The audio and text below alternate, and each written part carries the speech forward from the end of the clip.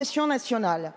Depuis une semaine, l'école est plongée dans un chaos total, car vous n'avez pas plus anticipé la 5e vague que les précédentes, comme si à chaque fois, l'école était à l'abri du virus. Aujourd'hui, les écoles sont certes ouvertes, mais les classes sont dépeuplées, voire fermées. C'est le cas pour 10 500 d'entre elles, et les apprentissages sont au ralenti. L'état actuel de désorganisation des écoles, des collèges et des lycées n'est au final que la conséquence de 5 années d'affaiblissement du service public de l'éducation et de votre gestion par le mépris. De fait, vous réussissez un grand chelem historique. Ce jeudi, vous réunirez dans la grève toutes les organisations syndicales de l'éducation nationale. Ce sont les enseignants, mais aussi les inspecteurs, les chefs d'établissement, les infirmières, jusqu'aux parents qui seront dans la rue. Les mouvements lycéens s'y associeront également. On n'a pas trace d'un mouvement de grève aussi large à l'éducation nationale depuis 1968. Tous dénoncent votre mépris et votre gestion catastrophique de la crise depuis 2 ans, variant de manière incessante, avec 50 protocoles, dont 3 en 8 jours, en déconnexion avec les réalités du terrain, épuisant le personnel, les parents et les enfants. Vous êtes restés sourds aux demandes de renforcement du protocole, d'épurateurs et purificateurs d'air, de masques FFP2, de tests.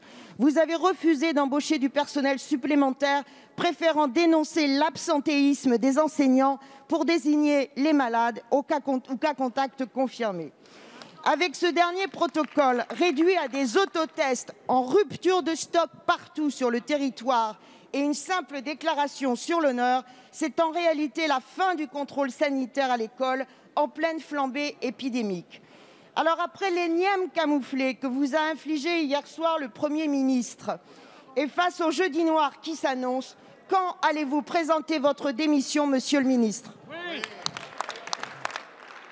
Merci. La parole est à Monsieur Jean-Michel Blanquer, ministre de l'Éducation nationale, de la jeunesse et des sports. Merci, Monsieur le Président, Mesdames et Messieurs les députés. Madame la députée Sylvie Tolman, on voit bien à la conclusion de votre question ce qui vous inspire réellement.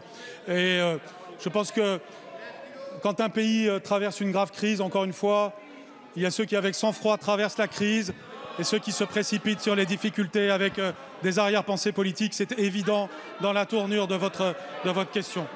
Les Français jugeront. Les Français qui nous regardent savent très bien ce qui nous motive. Ils savent aussi que quand il y a une comparaison entre les pays, loin d'être dans la caricature que vous avez dessinée, la France est très fière. Pas moi, la France. La France est fière parce que c'est grâce au travail des professeurs que je respecte infiniment plus que vous, parce que je ne pratique pas la démagogie, et ce respect, je le leur signifie en permanence. Oui, nous devons le respect aux professeurs. Et le respect aux professeurs, c'est le respect pour l'école. C'est pas de la fermer au premier problème venu. C'est pas d'invoquer je ne sais quelle solution magique. Vous me parlez des capteurs de CO2, Madame Tolman.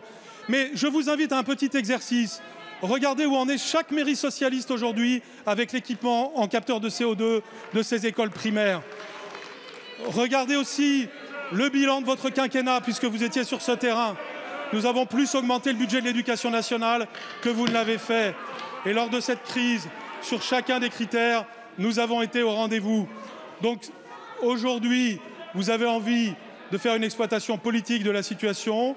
Nous, ce que nous recherchons, c'est tout simplement que les enfants aillent à l'école, que cela se passe sereinement pour eux. Ce qui me frappe d'ailleurs quand je parle aux enfants dans les écoles, c'est qu'ils ont beaucoup moins l'esprit compliqué qui est le vôtre. Ils voient que ce que nous voulons, c'est l'école ouverte. Ce qu'ils veulent, c'est leurs apprentissages. Ils acceptent les gestes barrières. Et heureusement, vous savez, quand je veux sortir de ces veines polémiques, j'écoute les enfants et c'est beaucoup plus sain.